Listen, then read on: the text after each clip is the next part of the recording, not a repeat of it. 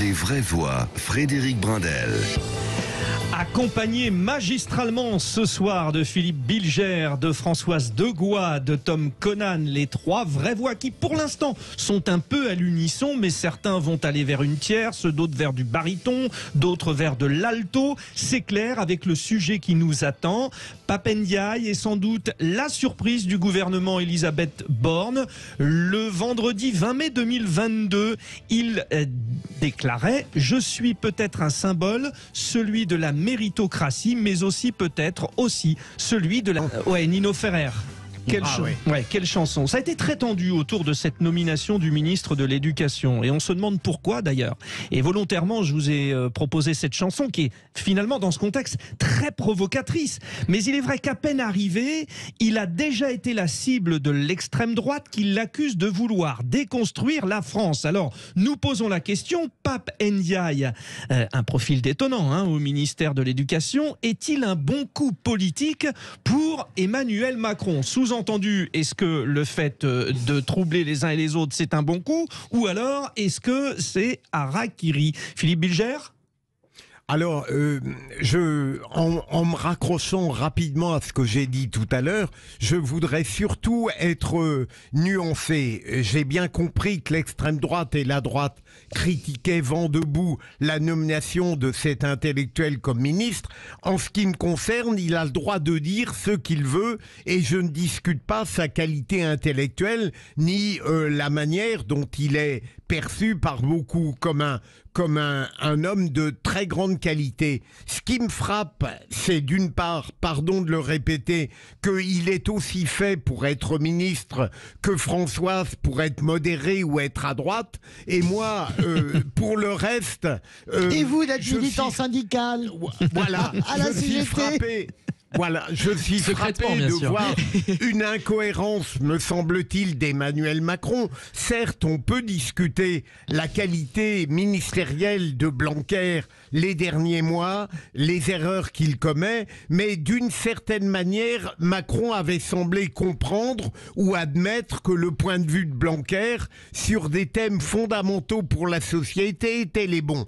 Et résultat, il fait partir Blanquer et il choisit un être, encore une fois de qualité, mais qui est aux antipodes de ce que Blanquer suscitait. Je ne vois pas de cohérence et je vois moins un coup réussi là-dedans qu'une terrible opportunité d'ambiguïté, peut-être de fronde permanente. Philippe Bilger, j'ai voulu absolument vous faire ouvrir ce débat parce que tout à l'heure vous aviez lancé cette question, Pape Ndiaye, est-il un bon coup politique? Nous allons avec nos vraies voix deviser, mais surtout nous appuyer sur le savoir-faire du politologue Guillaume Bernard. Bonsoir Guillaume Bernard. Bonsoir à tous et merci de m'accueillir à nouveau. Bon, vous avez vu que tout le monde est déjà très remonté sur la question. J'ajouterais qu'au fameux sujet de l'islamo-gauchisme à l'université, le désormais nouveau ministre Pape Ndiaye déclarait « Ce terme ne désigne aucune réalité dans l'université, c'est plutôt une manière de stigmatiser des courants de recherche ». Est-ce que la nomination de ce ministre de l'Éducation nationale, Guillaume Bernard, est risqué pour le gouvernement? Vous savez bien qu'en politique, il y a la réalité des hommes et puis il y a le symbole que l'on veut instrumentaliser. Il est certain qu'Emmanuel Macron, en 2017, a siphonné l'essentiel du Parti socialiste. À la présidentielle de 2022, il a siphonné l'essentiel de LR. Et là, pour les législatives de 2022, il va essayer de récupérer ou de neutraliser une partie de l'électorat de gauche qui est favorable à une forme de communautarisme ou à une forme de cancel culture. Donc, le pauvre Ndiaye, je crains qu'il ne soit utilisé pour des raisons politiques, pour des raisons de symbole, allant bien au-delà de ce qu'il pense peut-être lui-même. Parce que qu'il soit légitime pour être ministre, il est normalien, il est agrégé, il est docteur, il a été enseignant, il a quelques publications. bon, je vois pas en quoi il serait moins légitime que d'autres pour être ministre. Vous avez évoqué Guillaume Bernard. Guillaume Bernard, je vous redonne la parole dans un instant. Vous avez évoqué le côté gauche politique. Il y a eu tout de suite une réaction de quelqu'un qui est plutôt sensible à ce côté. C'est Françoise de Gois. Elle vous répond. On va instaurer le dialogue. Françoise de Gois. D'abord, Papendiaï, c'est un chercheur de très grand niveau, c'est un intellectuel de très grand niveau. Il faut lire vraiment ses bouquins, notamment L'essai sur la minorité, qui est absolument remarquable. Après, je crois que ça ramène pas une seule voix de gauche. La gauche n'est pas débile, elle n'est pas idiote, elle sait très bien quelle est la manœuvre. Et puis, penser que toute la gauche serait, comment dirais-je, se retrouverait dans ce que dit Papendiaï sur notamment une forme de racisme d'État, moi je me reconnais pas là-dedans. Il y a beaucoup de choses qu'il dit que je trouve passionnantes sur la condition des Noirs, sur la reconnaissance des minorités. Après, je ne me retrouve pas du tout dans l'idée que nous avons affaire à un racisme systémique, à un racisme d'État. Je crois qu'il y a une perversion de la part d'Emmanuel Macron. C'est d'abord chassé à gauche, mais il ne retirera pas un copec de cette histoire. Les gens comprennent très bien que c'est pas parce que vous nommez Papendiaï que, surtout maintenant, on connaît très bien Emmanuel Macron maintenant, voilà. Enfin, et quand même, François, c'est le geste qui dit coucou les gens de la France insoumise, non? C'est pas que ça, mais non. Vous n'allez pas casser une dynamique. Il peut le penser. Je pense que c'est plus pervers que ça. Je pense que la démarche d'Emmanuel Macron est encore plus perverse que ça. Ça, c'est gros sabot, c'est évident. Non, c'est pervers. C'est réveiller aussi la droite et l'extrême droite. Il le fait pour ça, vous savez. Emmanuel Macron, il a besoin qu'entre lui et l'extrême droite n'existe rien d'autre. Voilà. Aujourd'hui, encore l'enquête de ce soir donne qui en tête? La gauche à 0,5 avec lui. Le Rassemblement national et l'extrême droite sont très loin. Emmanuel Macron a besoin d'avoir l'extrême droite comme principal opposant. Donc en ce sens, c'est un coup politique sa part. Mais un coup politique, c'est un coup politique. Les coups politiques, c'est de la communication pure. C'est comment dirais-je, c'est tordu. Non, mais même si c'est pas un beau coup, vous pouvez dire que c'est un coup. Mais ça veut rien dire un coup. C'est tordu. C'est une stratégie tordue à l'image du chemin tortueux qu'emprunte toujours Emmanuel Macron. Le problème, c'est que c'est pas assez tortueux pour que ça se voit pas. Les gens comprennent tout, en fait. Voilà, parce que les gens voient tout. Juste pour un coup, Tom Conan. Ce qui est intéressant, effectivement, je pense qu'il ne faut pas du tout surinterpréter cette nomination. Je pense qu'effectivement, c'est d'abord une manœuvre et le fait de mettre Papendiaï juste après Blanquer, qui avait effectivement globalement une vision à peu près à 180 degrés de celui-ci. Donc on n'est vraiment pas du tout dans une continuité et donc dans une stratégie cohérente qui serait voulue, volontariste et qui irait loin. Néanmoins, en fait, ce qui est un peu dommage d'une certaine façon, c'est qu'en fait, ça dissimule et ça cache quelque chose qui est en revanche beaucoup plus intéressant, qui est effectivement tout le débat woke, en effet, même si ce terme en lui-même est un petit peu galvaudé et est quand même beaucoup associé à ceux qui critiquent justement ces mouvements de, disons, de défense des minorités en tant que tel. Utiliser l'expression woke, c'est déjà un signe que vous êtes un peu anti-woke en réalité. Mais bon, ça, c'est encore un autre débat. Mais disons, je trouve ça un peu dommage d'instrumentaliser effectivement, là, je parle aussi de ceux qui critiquent sa domination, d'instrumentaliser ces débats-là autour de cette personne. Parce qu'en fait, c'est des débats qui sont quand même assez compliqués. En réalité, derrière la figure ou les figures woke, dont Ndiaye peut être effectivement l'un d'eux, il y a beaucoup de questions sur les droits des minorités, sur les Noirs, sur la violence policière, sur le racisme, sur les droits LGBT, etc.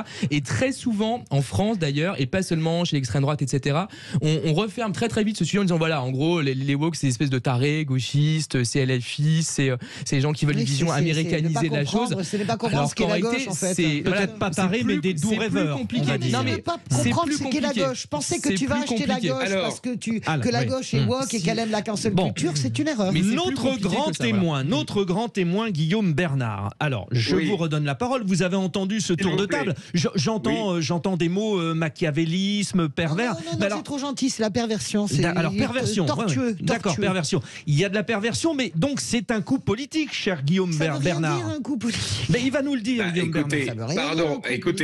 On peut ne pas être, je dirais, d'accord sur l'interprétation et sur les conséquences. Il n'empêche que, pour moi, ça représente effectivement la stratégie d'Emmanuel Macron d'essayer d'avoir un spectre politique qui soit le plus large possible. Je m'attendais même, lors de la nomination des ministres, à ce que le spectre soit encore plus large et qu'il y ait des gens peut-être encore plus à droite qui soit nommé que Damien Abad ou ce genre de personnes. Ouais. Mais il n'empêche que Pape Ndiaye est un des segments politiques que Emmanuel Macron essaye d'exploiter, ce qui révèle, je suis tout à fait d'accord avec vous Françoise, que toute la gauche n'est pas sur des positions communautaristes, indigénistes, décolonialistes, mais il y a bien une partie de la gauche qui l'est, et la nomination de ce ministre, elle ne votera pas, mais elle ne votera parce que la ficelle... Non mais vous comprenez, Guillaume, la ficelle est trop grosse. Vous ne pouvez pas passer de Blanquer à Pape Ndiaye en disant c'est sincère et c'est le fruit de ma réflexion. Les gens ne sont pas des idiots. Et on a bien compris que ce grand... La vérité, c'est que tout le printemps républicain, toute cette bande-là, ils ont vraiment cru que Macron, au discours des Mureaux, avait fait son aggiornamento, sa révolution personnelle. Et tout le monde s'est fait rouler dans la farine. La réalité, c'est que Emmanuel Macron fait en fonction du temps, du sens du vent. Et moi, je veux bien qu'on lui traite des lauriers en disant c'est un coup. C'est ni un coup, ni pas un coup. Guillaume Bernard vous répond. Guillaume Bernard vous répond. Un mot, oui. Oui, moi, si vous voulez, je crois que la pensée d'Emmanuel Macron, elle est plus cohérente qu'elle ne semble apparaître. C'est-à-dire que régulièrement, on se moque du « en même temps » en disant deux choses contradictoires ne peuvent pas être en même temps, je dirais, dans une politique. Or, sur la question de l'identité, sur la question de l'immigration, sur les questions historiques, on a très souvent dit Macron est incohérent parce que d'un côté, il déclare que la colonisation était un crime contre l'humanité, il l'a fait en Algérie même, et de l'autre côté, quelques années plus tard, il reconnaît que les harkis ont été victimes d'une politique étatique que somme toute peu respectueuse de leur engagement aux côtés de la France. On dit aussi que effectivement il serait incohérent en disant qu'il n'y a pas une culture en France, mais qu'il y aurait des cultures, qu'il n'y aurait pas une culture française, mais des cultures, etc.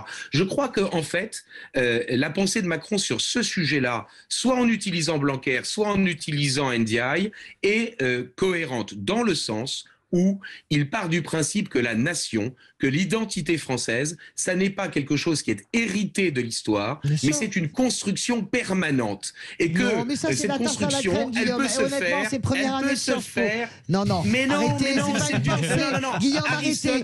La nation... L'opposition est toujours en mouvement. Écoutez, c'est ce qu'on apprend en première année. Si vous continuez... Attendez, chacun son tour. Guillaume Bernard, stop, chacun son tour. Ok, Guillaume Bernard... Il répond. Et Françoise Degois. Guillaume Bernard sur 10 secondes et Françoise Degois sur 10 secondes. J'aimerais que Philippe Bilger tranche. Je l'ai déjà dit. Guillaume Bernard. Non, promis. En 10 secondes, le débat entre la pensée aristotélicienne où la sociabilité est naturelle d'un côté et le contractualisme social qui est une vue de l'esprit construite au XVIIe siècle, c'est un vrai débat philosophique. Mais il ne l'a pas. 10 secondes pour Françoise maintenant. Arrêtez de penser qu'Emmanuel Macron est un intellectuel qui réfléchit en ce sens. Ça n'est pas vrai. C'était les 10 secondes de Françoise Degois. C'est peut-être ce qu'il veut faire croire, mais vous pensez vraiment qu'il pense à Aristote quand il nomme Pape Ndiaye. C'est pas vrai. C'est bon, stop. Ah non, justement, il pense pas du tout à Aristote. Ou à la pensée contractualisée socialement. On se calme. Tom Conan, ne vous y mettez pas. Si je compte sur quelqu'un, c'est bien sur vous. Philippe Bilger, à la question, Pape Ndiaye est-il un bon coup politique? Et de ce que vous entendez, le pensez-vous finalement que c'est un bon coup politique? Oui ou non, Philippe Bilger? Mais je rejoins ce qu'a dit Françoise. D'abord, le terme coup est discutable, mais pourquoi pas. Guillaume Bernard a parlé de stratégie, ce qui me semble le mot peut-être plus adapté. Laissez finir Philippe Bilger. Mais Guillaume a une intelligence certaine qu'il prête un peu trop volontiers aux êtres dont il parle. Arrête, Guillaume, de penser que Macron est un intello. Françoise, je vous demande de vous taire. Et donc, si c'était vraiment un bon coup politique, à supposer que ça existe, il y aurait une cohérence dans ce qu'il a fait. Je ne la vois pas, tout de même, au regard de la différence initiale et fondamentale entre ce qu'il a prouvé pouvait avec Blanquer et ce qu'il paraît maintenant rejeter avec Pap Ndiaye. Il y a une incohérence qui fragilise la position d'un président que Guillaume Bernard souhaiterait réfléchir en l'occurrence. Philippe Bilger vous suit désormais Tom Conan à la parole. Alors en fait moi j'ai cru fut un temps qu'effectivement je lisais beaucoup de philo, que la politique c'était un peu l'aboutissement des idées et que donc la politique était toujours pétrie d'idéologie, que donc fallait lire des bouquins et puis après éventuellement faire de la politique pour mettre tout ça en application. En réalité non, ce qu'on observe, et c'est pas uniquement le cas en France, c'est que la politique au sens la politique active, je parle pas le politique qui est plutôt la théorie etc, c'est toujours de la stratégie, c'est toujours de la pratique et ce n'est que ça.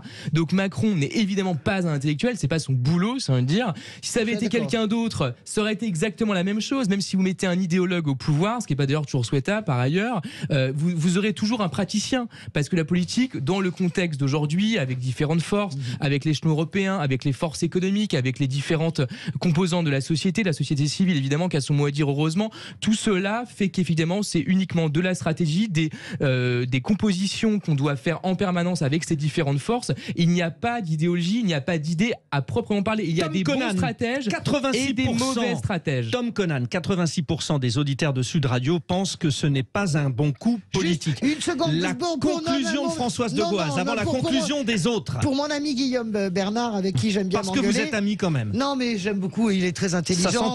Mais malheureusement, mais bien sûr, mais malheureusement, il prête trop d'intelligence à ce chef de l'État. Je dirais juste que si on veut résumer la pensée d'Emmanuel Macron, en réalité, c'est le Emmanuel Macron de 2016, c'est-à-dire, il est très anglo-saxon dans sa vision finalement de la laïcité, de la France, c'est le modèle de Whitechapel. Je crois que c'est vraiment, ça c'est la réalité. Tous les gens qui ont pensé que le discours des Mureaux, c'était une évolution de Macron, ça on l'a déjà dit, François. Oui. Voilà. Et Guillaume Bernard, pour les 10 dernières secondes, ça sera notre manière de vous remercier d'avoir participé en grand témoin. Allez-y.